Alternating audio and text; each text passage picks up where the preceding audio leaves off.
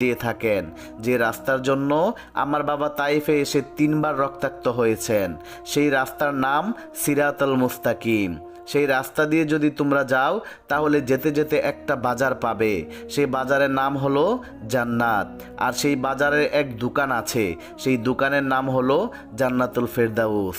সেই দোকানের মালিকই আমাকে এই জামাটা দিয়েছে।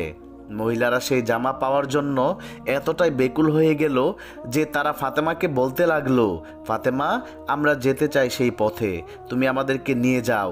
তখন ফাতেমা বলল, সেই পথে যেতে হলে প্রথমে সবাইকে একটি বাক্য উচ্চারণ করতে হবে, তোমরা কি পারবে সেটা বলতে? তখন মহিলারা সবাই পারবে বলে সম্মতি দিল।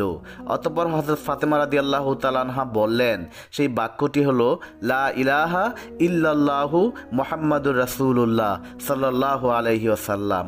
তখন উপস্থিত সকল মহিলা এই কালেমা পড়ে মুসলমান হয়ে গেল। সুবহানাল্লাহ, সুবহানাল্লাহ। আল্লাহ পাক আমাদের সবাইকে হযরত ফাতেমা রাদিয়াল্লাহু তাআলা আনহার মতো আল্লাহর সাথে গভীর সম্পর্ক স্থাপন করার তৌফিক দান করুক। সকলেই কমেন্টে লিখুন আমিন।